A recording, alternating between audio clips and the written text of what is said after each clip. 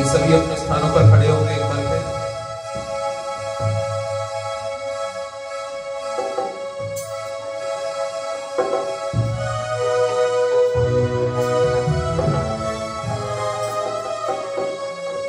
जोर से बोले हालेलुया, हालेलुया। उस प्रभु को कफारा बोला गया है। वो कफारा है सारे ब्रह्मांड का, वो कफारा है एक एक जीवन का।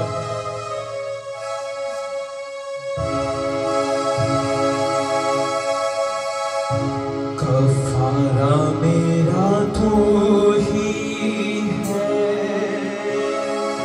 सहारा मेरा तू ही है,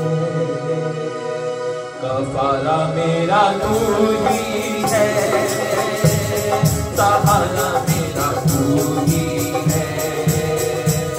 मैं तेरी राहों पे चलता रहूं मेरे खुदा, मैं तेरी राहों पर चलता रहूं मेरे खुदा,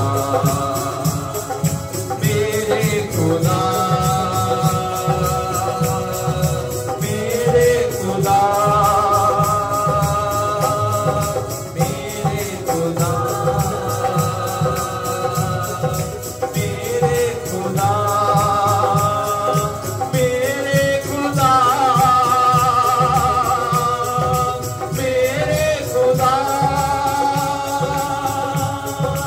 मेरे खुदा, मेरे खुदा।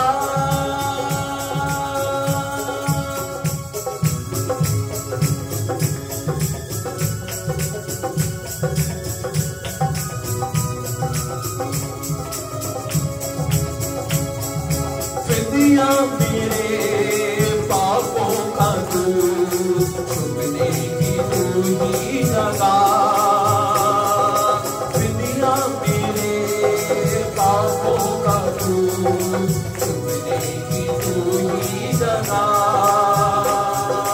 राहों की तू है रोशनी, दूजा बदन की शिफा, राह की तू है रोशनी, दूजा बदन की शिफा। आशा से मुझे भर दे तू, लहू से मुझे धो दे तू,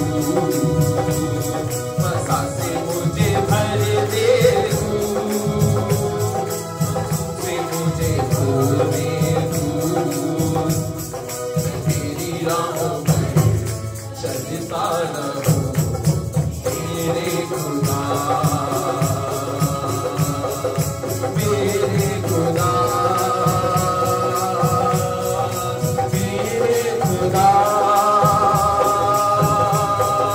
मेरे खुदा, मेरे खुदा, मेरे खुदा, मेरे खुदा, मेरे खुदा, मेरे खुदा।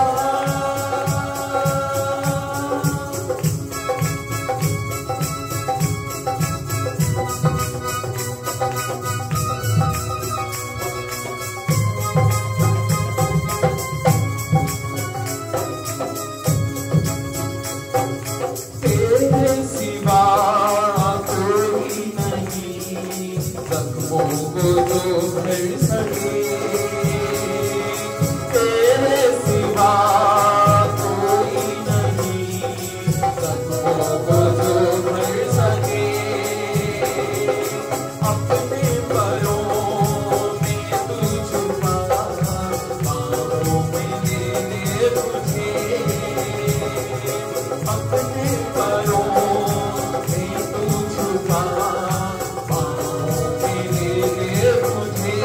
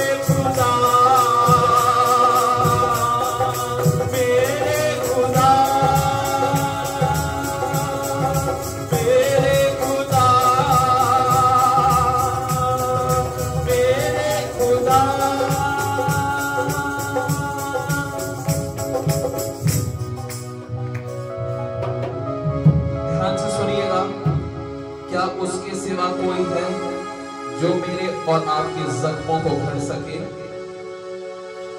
जब मेरे और आपके जख्म होते हैं, वो अपने लहू को भेजता है और हमारे जख्मी स्थान पर अपने लहू को भेजता और हमको चंगा करता है।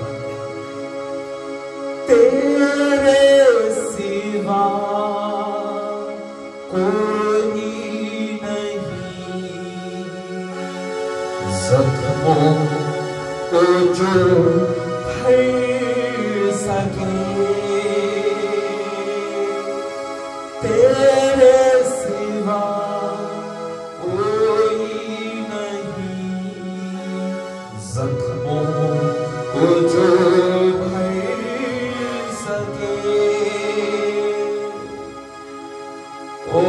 भजनकार की पुस्तक इस प्रकार से कहती है, जो उसके परों के नीचे रहेगा वो सर्वशक्तिमान की छाया में ठिकाना पाएगा। मैं यहोवा के विषय कहूंगा, वह मेरा शरण स्थान और गढ़ है। अपने परों में तू छुपा, बाहों में ले मुझे। अपने परों में तू छुपा, बाहों में ले मुझे। तसल्ली तेरी बातों में, कोको बजाए। तसल्ली तेरी बातों में, तेरे खींचते हाथों में। तसल्ली तेरी बातों में, तेरे खींचते हाथों में। मैं तेरी राहों पर चलता रहूं, तेरे खुदा, तेरे खुदा।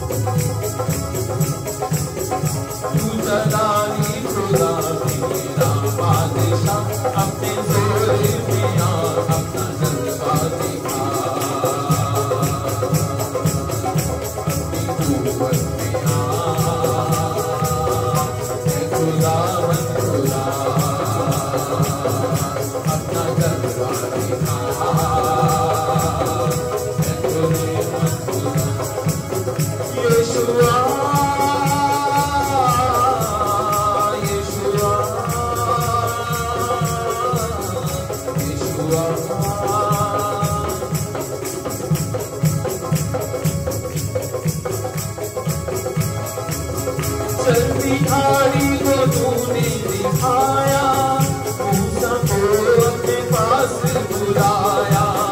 चलती झाड़ी को तूने दिखाया, मूसा को अपने पास बुलाया। मैं मूसा हूँ अपना नाम बताया, अपने रुतबे को तूने दिखाया, अपने रुतबे को तूने दिखाया।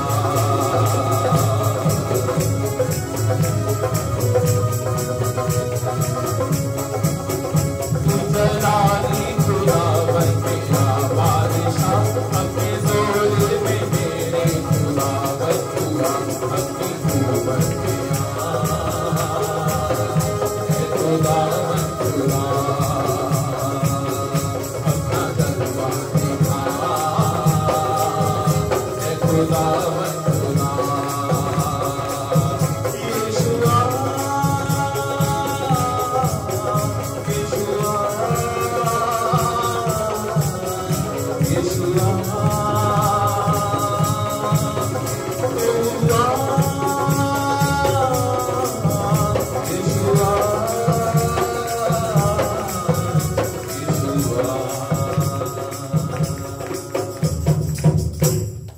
दुआ करें। स्वर्ग में विराजमान यहोवा परमेश्वर, तेरे पवित्र वचन को जो आज की सुबह दिया जाता है उस पर तेरी विशेष आशीष मांगते हैं और दुआ करते हैं प्रभु, आज के वचन के द्वारा तो हम में से प्रत्येक को, हमारी आत्मा को एक बार फिर से उत्साहित कर कि हम तेरे लिए, तेरी महिमा के लिए जीने का कारण बने।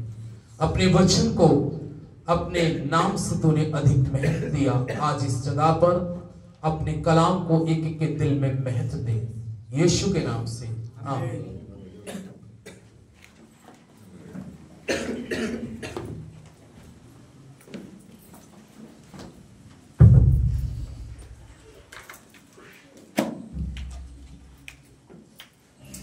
आइए प्रभु के लोगों, अब यह समय है कि हम लोग थोड़ी देर परमेश्वर के वचन को देखें। पहला थिस्सलुनीकियों की पुस्तक और उसका 5 अध्याय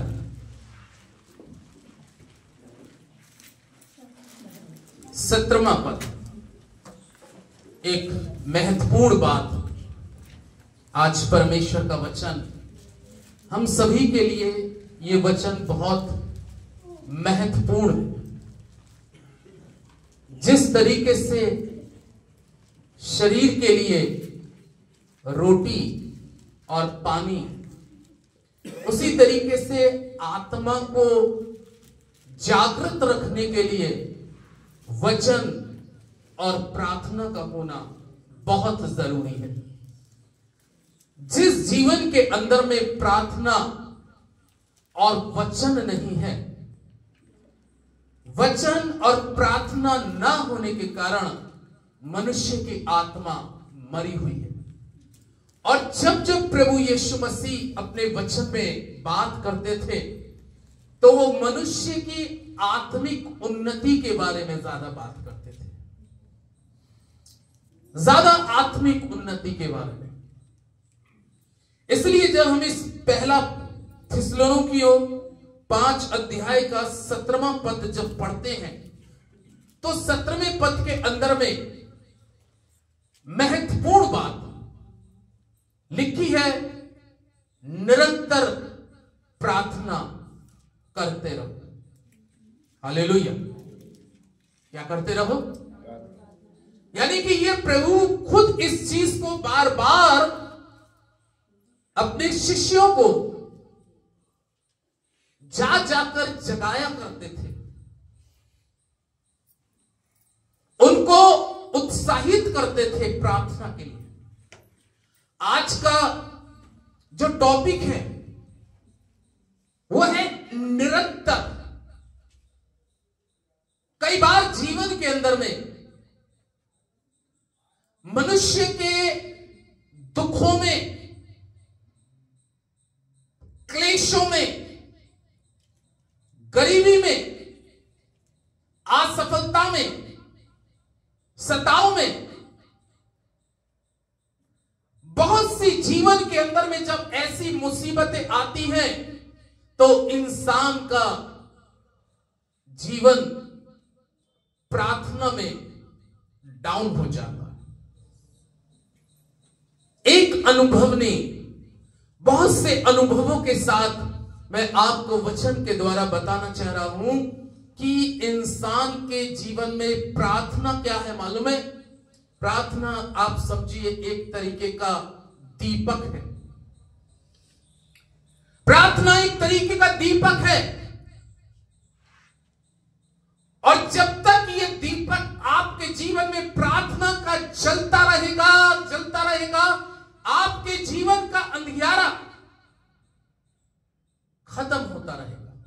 लेकिन दीपक जिस घड़ी प्रार्थना का बंद होना शुरू होता है उस समय जिंदगी के अंदर में अंधेरा आना शुरू हो जाता है, आत्मिक अंधेरा।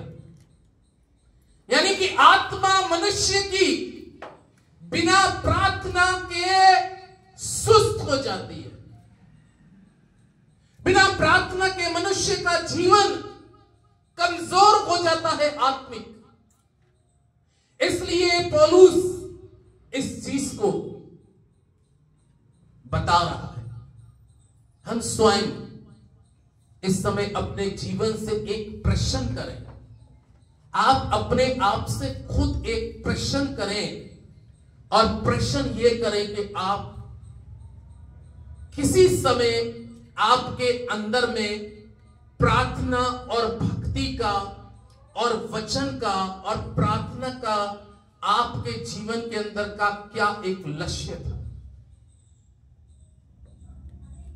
कि आप प्रार्थना में कितना समय परमेश्वर के साथ व्यतीत करते थे। लेकिन जैसे जैसे मनुष्य आगे बढ़ना शुरू होता है, लेकिन उसकी प्रार्थना का लेवल धीरे धीरे क्या होना चालू रहता है, डाउन होना चालू हो जाता है। बहुत से लोग ऐसे भी इस संसार के अंदर में हैं जो एक समय शायद भोर को 4 बजे उठ के कहते थे, हे मेरे परमेश्वर दाऊद के समान कि भोर को मेरी प्रार्थना तुझे सुनाई देगी।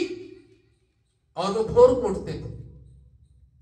कोई 5 बजे उठता था भोर को, कोई 4 बजे उठता था, कोई 6 बजे उठता था।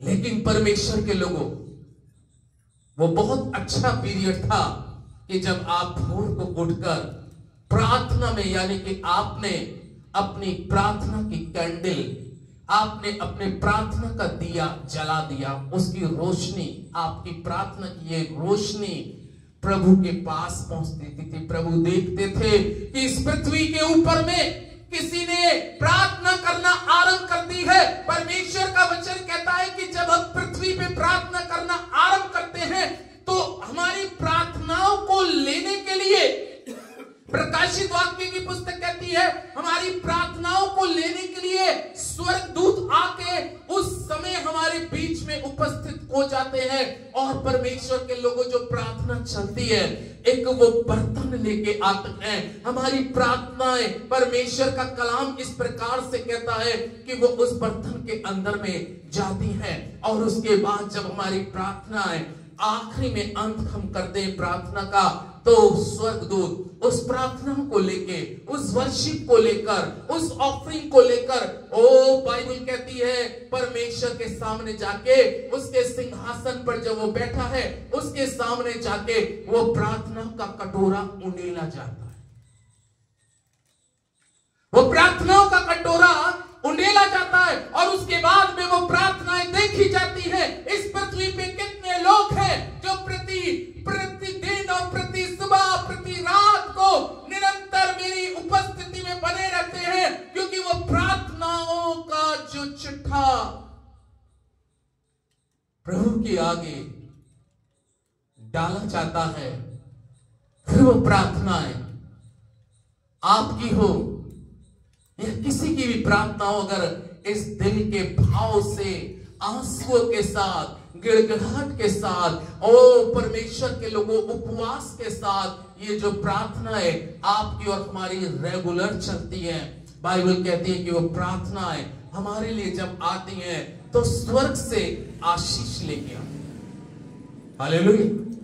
इसलिए मैं आज आपको इस वचन के द्वारा कहूंगा, हालात कैसे ही क्यों ना हो, जीवन में परिस्थिति कैसी क्यों ना चल रही हो, प्रभु यीशु मसीह ने एक जगह ऐसा भी कहा कि तुम एक दूसरे की प्रार्थना उसकी उन्नति के लिए भी करो। हमें स्वयं अपने लिए तो प्रार्थना करनी ही है, साथ ही साथ हमें उन लोगों को भी चेक करने की जरूरत है कि जिनका आत्मविश्वास, जिनका विश्वास कम हो गया। धर्मी को क्या करना चाहिए ऐसे व्यक्तियों के लिए? अगर आप किसी को देखते हैं कि इसका प्रार्थना का, इसका वचन के प्रति, इसका परमेश्वर के प्रति विश्वास में कुछ कमी आ रही है, तो आपको हो सकता है उसकी जिंदगी के वो दुख के पल चल रहे हो और उस समय उसका विश्वास घट रहा हो सकता है उसके जीवन में गरीबी का पल चल रहा हो उस समय उसका विश्वास घट रहा हो सकता है उसके जीवन में सफलताएं उसके जीवन से दूर जा रही हो और उस समय उसका विश्वास घट रहा हो, उस समय आपको क्या करने की जरूरत है? बाइबल कहती है कि ऐसे लोगों को आपको अपनी प्रार्थनाओं में स्मरण करके बड़े बोझ के साथ, जब तक कलीसिया के अंदर में एक बोझ नहीं होता, प्रार्थना तो सभी करते हैं, लेकिन प्रार्थना में एक बोझ के साथ।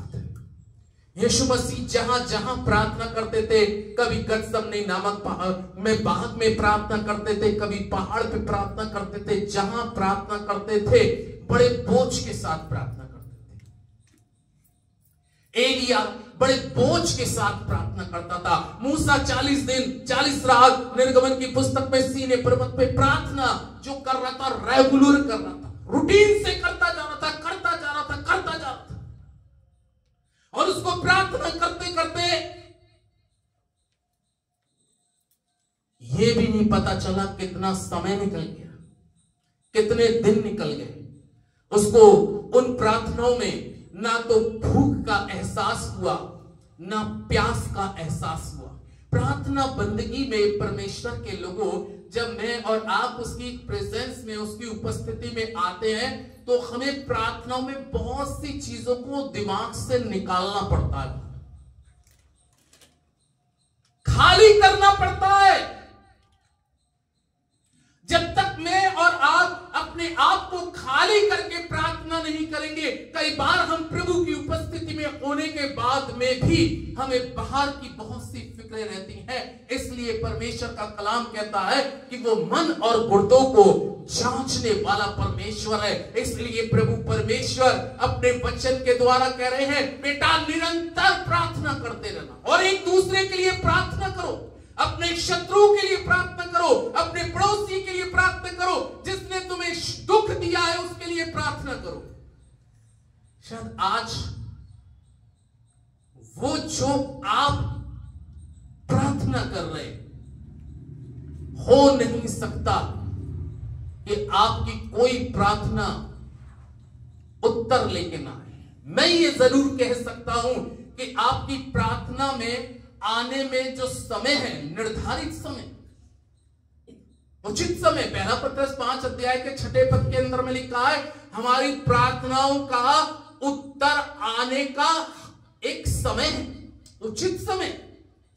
उस समय का इंतजार मुझे और आपको बड़ी प्रार्थनाओं के साथ में करने की जरूरत है। प्रभु मुझे इंतजार है, लेकिन मैं अपने घुटने निरंतर निरंतर तेरे आगे टेक कर तेरी दुहाई दूंगा, तेरी प्रशंसा करूंगा, तेरी बड़ाई करूंगा, तेरी जय जयकार करूंगा, तुझे धन्य कहूंगा। और इसलिए धन्य कहूंगा क्योंकि तू इसके योग्य है और मेरी निरंतर प्रार्थना तेरे साथ होती रहेगी। परमेश्वर के वचन में आज हम देखते हैं, एक चीज में आपको 2-3 शब्द ऐसे आपको बताऊंगा कि आपको ऐसे लोगों के लिए भी प्रार्थना करनी है, शायद जिनका विश्वास डाउन हो रहा है और आपको लगता है ये व्यक्ति विश्वास में डाउन है, अगर लग रहा है ये व्यक्ति राह से भटक रहा है, अगर आपको लग रहा है ये व्यक्ति गुनाह में जा रहा है, अगर आपको लग रहा है ये व्यक्ति मन चुरा रहा है परमेश्वर से, अगर आपको लगता है ये व्यक्ति बड़ा षड्यंत्र रच रहा है मेरे लिए, आप उसको शब्दों से नहीं जीत सकते। एक बड़ा अनुभव है कि आप किसी के दिल को अपने मीठे शब्दों से नहीं जीत सकते। मीठी वाणी तो वचन कहता है शैतान भी बोलता था। आप मीठी वाणी से किसी के दिल को नहीं जीत सकते, लेकिन इस वचन के माध्यम से आप जब प्रार्थना करेंगे तो ये प्रार्थना के द्वारा किसी के दिल को भी आप जीत सकते हैं। आमीन। इसलिए प्रार्थना करें, ऐसे लोगों के लिए प्रार्थना करें। पौलुस ने तीमुथियुस को भेजा। अगर आप 1 थिस्सलुनीकियों 2 अध्याय को आप देखेंगे अगर आप पढ़ेंगे तो एथेंस के लोगों के बीच में अगर पहले हम 3 अध्याय का पहला पद पढ़ दे और दूसरा पद, तो इससे पता चल जाएगा। इसके ऊपर मोटी हेडिंग लिखी है, तिमोथियुस को भेजा जाना, यानी कि पौलुस तिमोथियुस को एथेंस में भेज रहा है एक जगह से।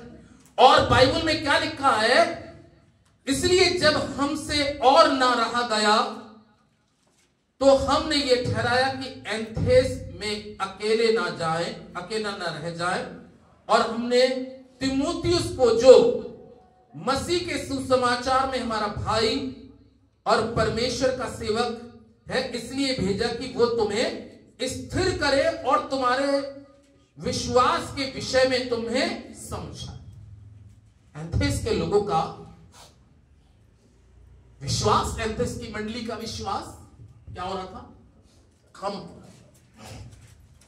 कभी कभी बहुत से लोग जीवन के अंदर में उनके साथ में अगर कुछ नेगेटिव गुजरता है, अगर उनके साथ में कुछ बड़ी प्रॉब्लमें आके खड़ी हो जाती है, तो उनका कहीं ना कहीं विश्वास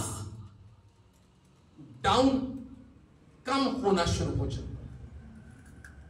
पौलुस तिमोथियुस को एथेंस के लोगों के पास इसलिए भेज रहा है, और पौलुस तिमोथियुस के साथ उन लोगों के विश्वास की कमी के लिए प्रार्थना कर रहा है।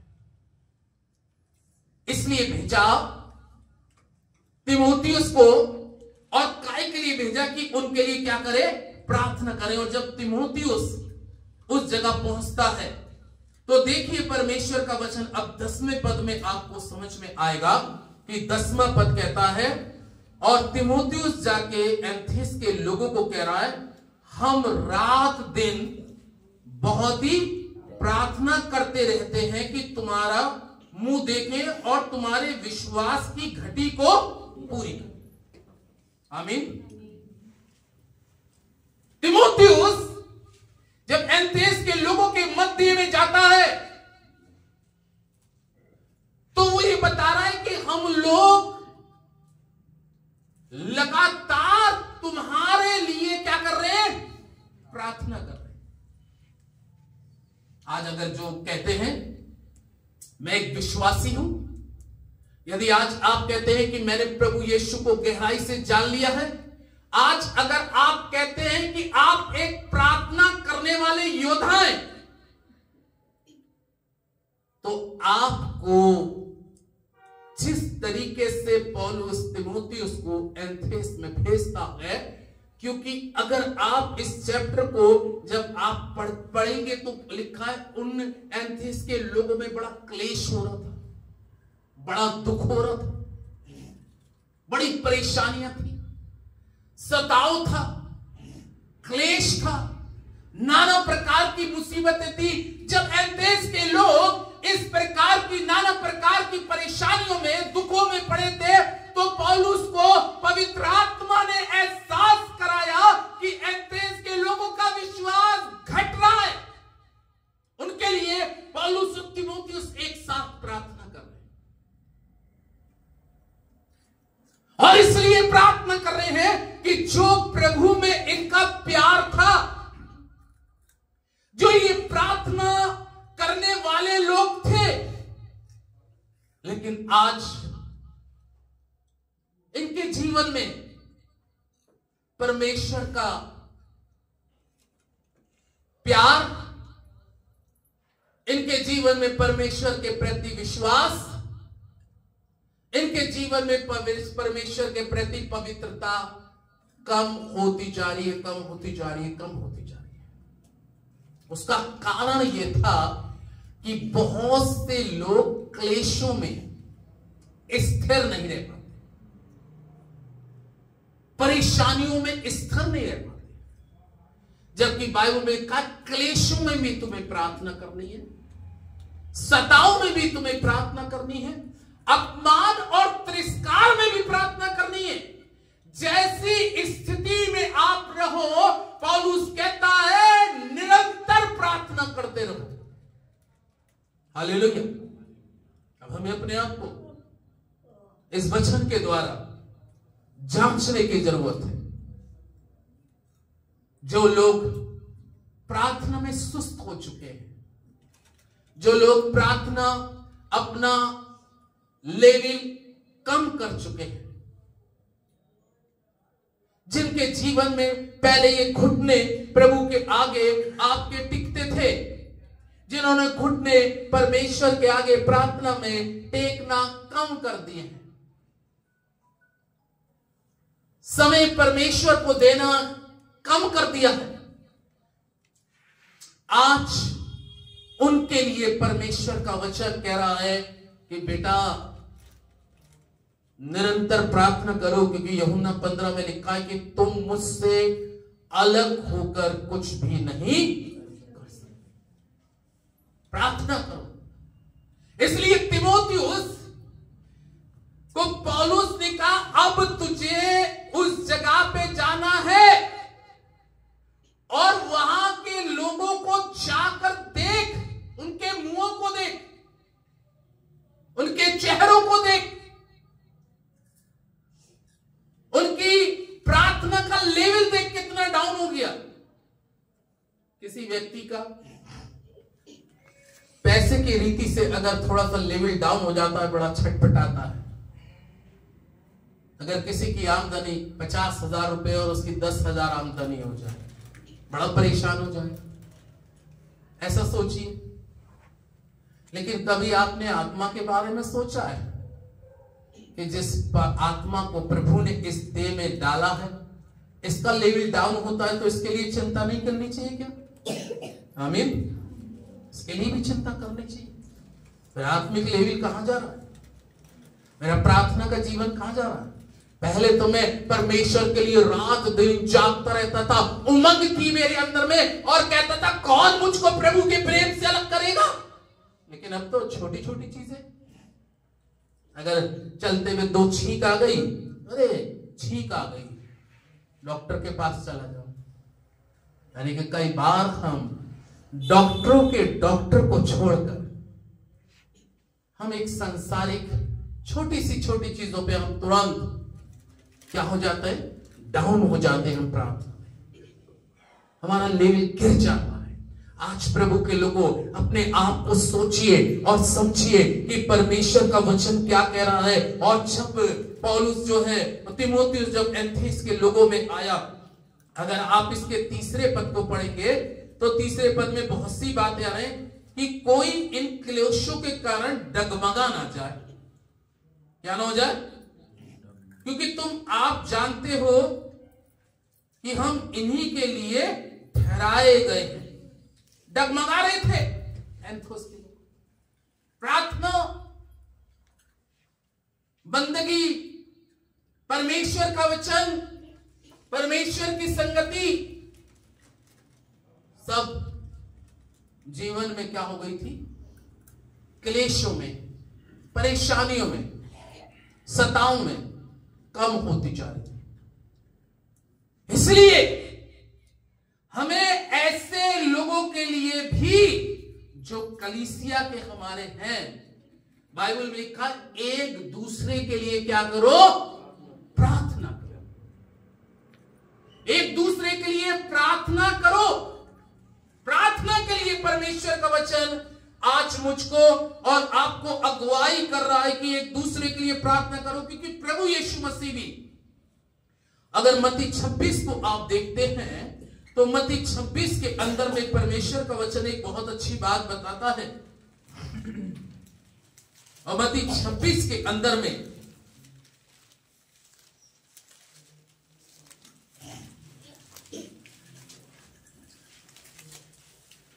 41 पद के अंदर में प्रभु यीशु मसीह बार बार अपने शिष्यों से क्या कहते थे? मत्ती 26 के 41 पद में, जागते रहो और प्रार्थना करते रहो कि तुम परीक्षा में ना पड़ो। आत्मा तो तैयार है, शरीर जागते रहो। अगर आप जाग रहे होंगे। जब किसी के घर में चोरी होती है, चोर जब किसी के घर के अंदर में घुस के आता है और घर का मालिक, घर के बच्चे अगर सो रहे होते तो चोर बड़ी आसानी के साथ चोरी कर लेता है। हालेलुया।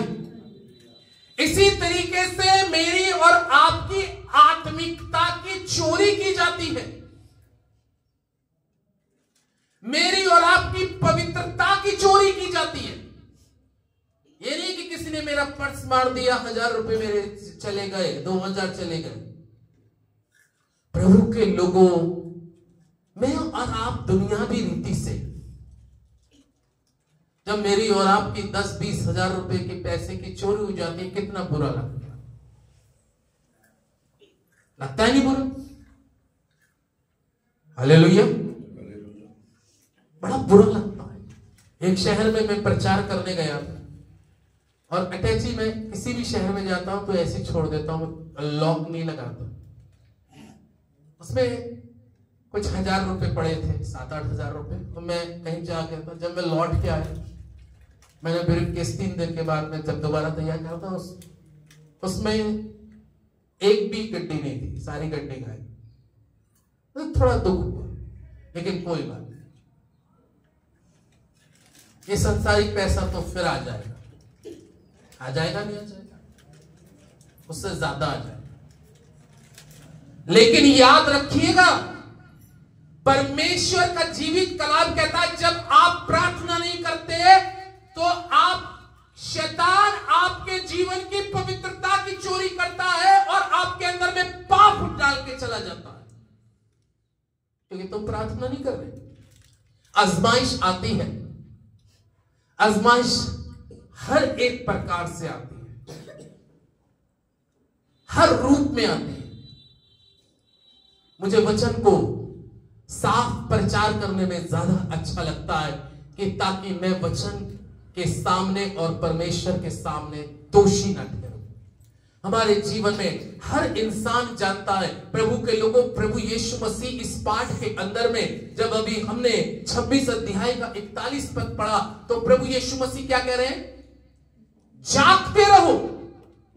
आप कहेंगे, अरे मैं तो सुबह सुबह जागता ही तो हूं। सुबह जागने के बाद में कोई 30 किलोमीटर का सफर करता है, कोई 20 किलोमीटर का सफर करता है, कोई अपना कामों में निकल जाते हैं, जागते ही तो है। अरे ऐसे जागने की बात नहीं कर रहा, ऐसे तो संसार जाग रहा है, लेकिन आत्मिक रीति से हमारी आत्मा सो रही है, निर्बल हो रही है, कमजोर हो रही है। मैं आत्मिक रीति से, क्योंकि परमेश्वर का वचन आत्मा है, आत्मा की प्रेरणा के द्वारा लिखा है, और ये पवित्र आत्मा मुझको और आपको जगाने की बात करता है। जागो। कौन सी चीज आज आपको मुझको सुला रही है? इसलिए प्रभु यीशु मसीह जब भी पहाड़ के ऊपर से, वो तो प्रार्थना करते थे। यीशु मसीह तो क्या करते थे? शिष्यों को लेके जाते, याकूब, यूहन्ना, पतरस को लेके गए, बोले मैं आगे जाता हूं और आगे जाके पहाड़ के ऊपर में प्रार्थना करूंगा। लेकिन उनको भी कुछ आदेश देके गए थे।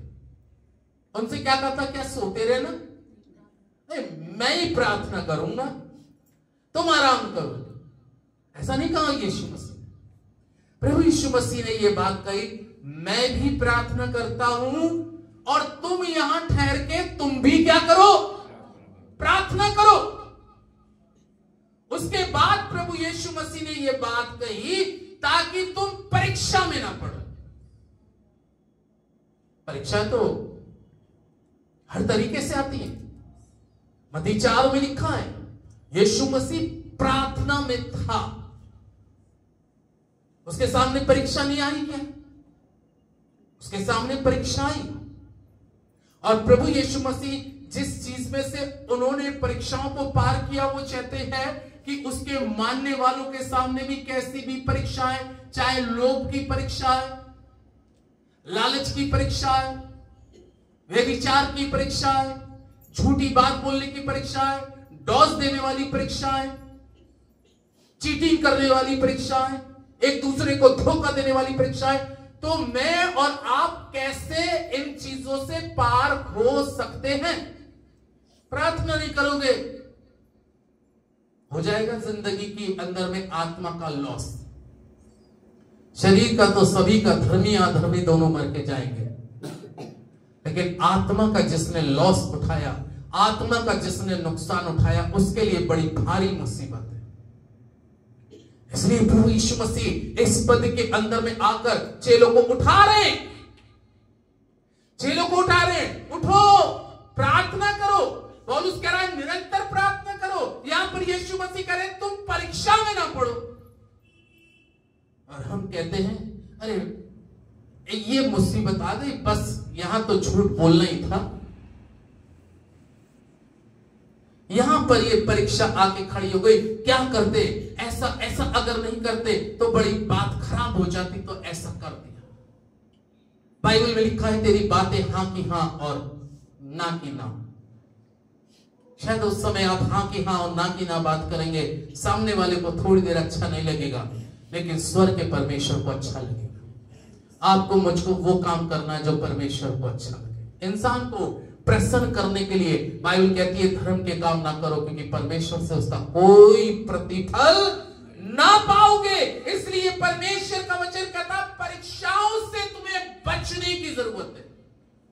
यीशु मसीह से शैतान उसकी परीक्षा करने लगा। यीशु मसीह 40 दिन 40 रात रेगुलर फाका से प्रार्थना कर रहा था। उसने कुछ नहीं खाया, कुछ नहीं पिया, और बाइबल लिखा है परखने वाला आकर उसकी परीक्षा करने लगा। इन पत्थरों से कह दे कि ये रोटियां बन जाएं। प्रभु यीशु मसीह ने क्या कहा? क्योंकि वो प्रार्थना से भरा हुआ था। आमीन। अगर प्रार्थना से ना भरा होता, भूख लग रही थी, शायद परमेश्वर ने किसी अच्छे फरिश्ते को भेजा है मेरे पास में मेरी भूख मिटाने के लिए। अगर प्रभु प्रार्थना से ना भरा होता तो वो उस चीज को स्वीकार करता, लेकिन वो जानता था कि मुझे इसको उत्तर देना है। मुझे इसको उत्तर क्या देना है? और उत्तर प्रभु यीशु मसीह ने वचन से दिया। लिखा है मनुष्य रोटी से नहीं परंतु वचन से क्या रहेगा? जीवित। क्योंकि वो प्रार्थना से भरा हुआ था। जब आप प्रार्थना से भरे होंगे तो परमेश्वर का आत्मिक प्रकाशन आपके पास में आएगा, और जब आत्मिक प्रकाशन आएगा वो आपके मुख से निकलेगा। वो प्रकाशन जो है बहुतों के जीवन के अंधेरे को दूर करेगा। जैसे तीमुथियुस जाकर एथेंस के लोगों को, उनके क्लेशों को, उसके दुखों को और उनके विश्वास की घटी को देख के क्या कह रहा है कि हम रात दिन तुम्हारे लिए क्या करते हैं? प्रार्थना करते हैं। अभी आपने सोचा उन लोगों के लिए सोचिए कि जिनका प्रार्थना का और वचन का और आत्मिक लेवल डाउन हो रहा है। हमें उनकी आत्मिकता को फिर से उठाने के लिए प्रभु यीशु मसीह कहते हैं जागते रहो, जागते रहो और प्रार्थना करते रहो ताकि तुम परीक्षा में ना पड़ो। आत्मा तो तैयार है परंतु शरीर दुर्बल। प्रार्थना, और जब मालूम है आप प्रार्थना में जागृत हो जाएंगे। आज बहुत सी प्रार्थना को उत्तर क्यों नहीं मिलता, और बहुत सी प्रार्थना को उत्तर क्यों नहीं मिल पा रहा? क्योंकि प्रार्थना हो तो रही है, मुंह से हो रही है। प्रार्थना जब तक यहां से नहीं होगी, आमीन, और यहां से होने के लिए यह जगह साफ होना बहुत जरूरी है।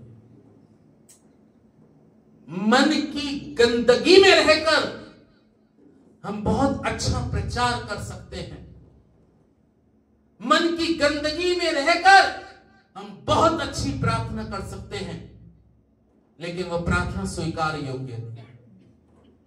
लेकिन अगर आपका मन साफ है, बाइबल में लिखा है 2 शख्स, लूका की इंजील में लिखा है 2 लोग मंदिर में प्रार्थना करने गए। कितने लोग? वो 2 लोग प्रार्थना करने गए। बाइबल में लिखा है एक धार्मिक था और एक चुंगी लेने वाला था।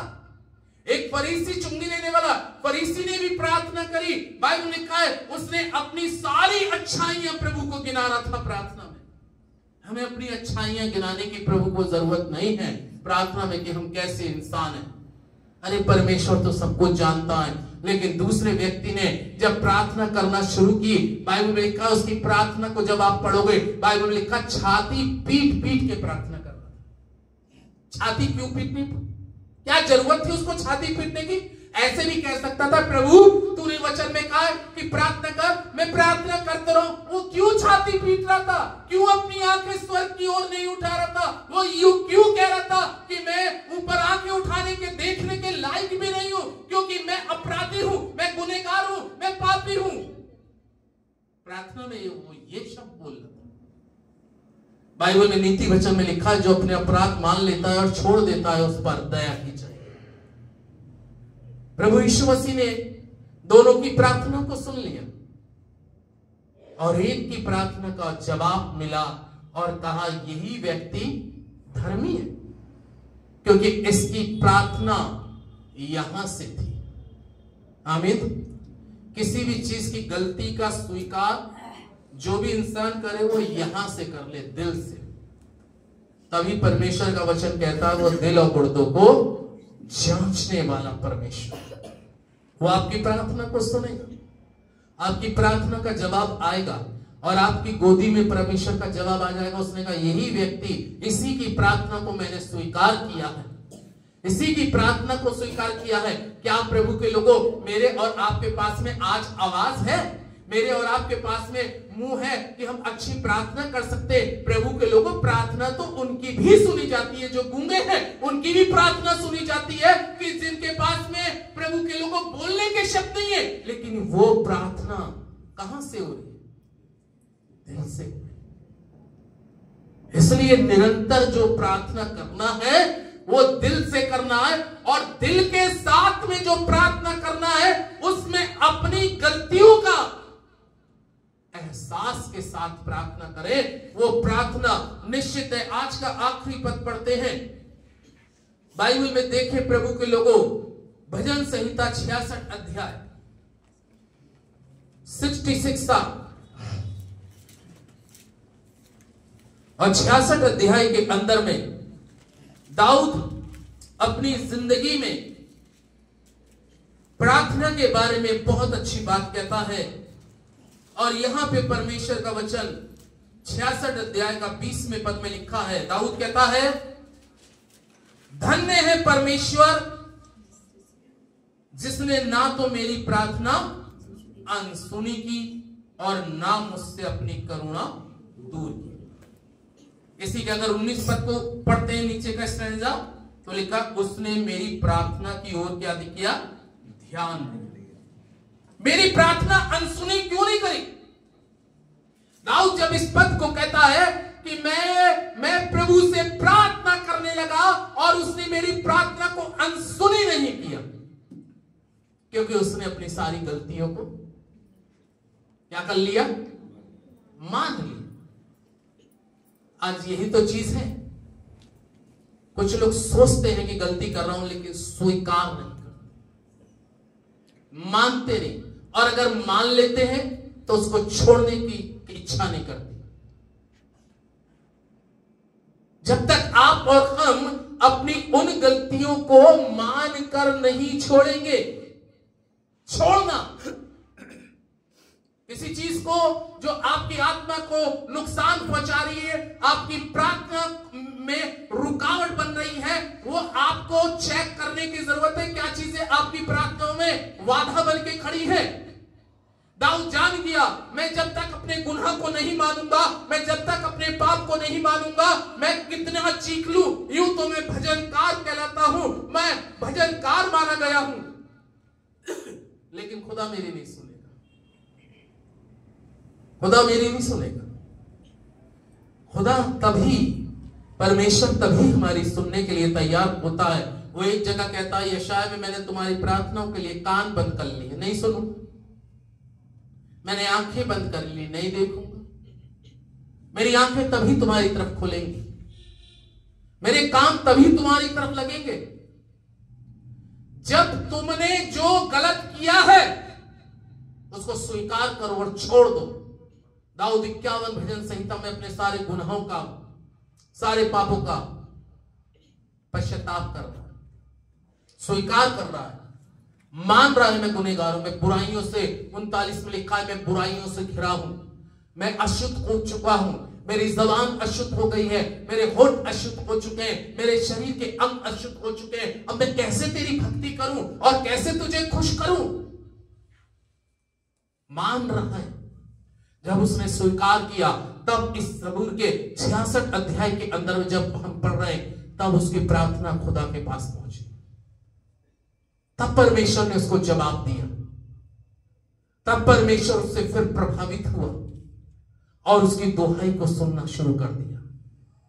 परमेश्वर के लोगों, इसलिए वचन कह रहा है निरंतर प्रार्थना करो, निरंतर प्रार्थना करो, निरंतर प्रार्थना करो। स्थितियों में, हर परिस्थितियों में, आने वाली परीक्षाओं के लिए, आने वाली दुखों के लिए, आने वाले क्लेशों के लिए, आने वाले सताओं के लिए अपने पड़ोसी के लिए प्रार्थना करो, कलीसिया के लिए प्रार्थना करो, कलीसिया के उन लोगों के लिए प्रार्थना करो जो चर्च में नहीं आ रहे, एक दूसरे के लिए प्रार्थना करो। जो आपके पास बैठता था, सोचो वो क्यों नहीं आ रहा, उसके लिए प्रार्थना करो। यीशु मसीह क्यों कहता था चेलों से तुम भी प्रार्थना करो? एक प्रार्थना का काम अकेले पास्टर का नहीं होता। सबसे पहली चीज, अकेले पास्टर का नहीं होता। पास्टर के साथ सभी को मिलके प्रार्थना करना बहुत क्या है? जरूरी है। सबको परमेश्वर चाहता है प्रार्थना। बाइबल में लिखा है पतरस जेल खाने के अंदर में था, पतरस जेल खाने में था, कलीसिया लॉ लगाकर क्या कर रही थी? प्रार्थना ही तो कर रही थी। तभी तो पतरस की जंजीरें खुल गई। आज बहुत सी जंजीरें हमारे और आपके जीवन में जो बंद रही हैं, उसको खोलने के लिए आपके पास में चाबी है, लेकिन चाबी जंग लग रही है, चाबी पे जंग लग रहा है, आप इस्तेमाल ही नहीं कर रहे। इस्तेमाल करने का तरीका भूल चुके हैं हम लोग। प्रभु के लोगों, इस्तेमाल करिए। ये आपके मुंह के अंदर में बड़ी ताकत भी है, खुदा ने आपकी जबान पे बड़ा अभिषेक है, लेकिन उसका इस्तेमाल आप तभी कर पाएंगे जब आपको प्रार्थना में जाना पड़ेगा। प्रार्थना में जाना पड़ेगा। पूर्व काल के जितने नबी हुआ करते थे, आप अगर उनकी हिस्ट्री देखें तो वो प्रार्थना में इतने लॉलिन रहते थे, उनको कुछ मतलब दुनिया से लगता ही नहीं था। वो प्रार्थना में लॉलिन रहते थे और इसलिए खुदा उनसे बात करता था, परमेश्वर बात करता था। आज प्रभु के लोगों, ये वचन है जो आज आपको सिखा रहा है, समझा रहा है, जता रहा है, बता रहा है, उत्साहित कर रहा है, आपको कह रहा है बेटा प्रार्थना में लगे रहो, प्रार्थना में निरंतर लगे रहो ताकि तुम परीक्षा में ना पड़ो। आइए दुआ करें। हमारे जीवित महान अत्यंत सामर्थी परमेश्वर यहोवा, मैं आज आपसे दुआ करता हूं यीशु नासरी के नाम से, आज पवित्र आत्मा की सामर्थ तेरे लोगों में आज छाए प्रभु जी, और प्रार्थना का जीवन दे। लोग प्रार्थना में फिर से भर जाए और कलीसिया याजक प्रभु प्रार्थना में भर कर तेरी स्तुति महिमा प्रशंसा करने वाला बने। खुदावंत तू कलीसिया को आशीष करे यीशु के नाम से, आमीन।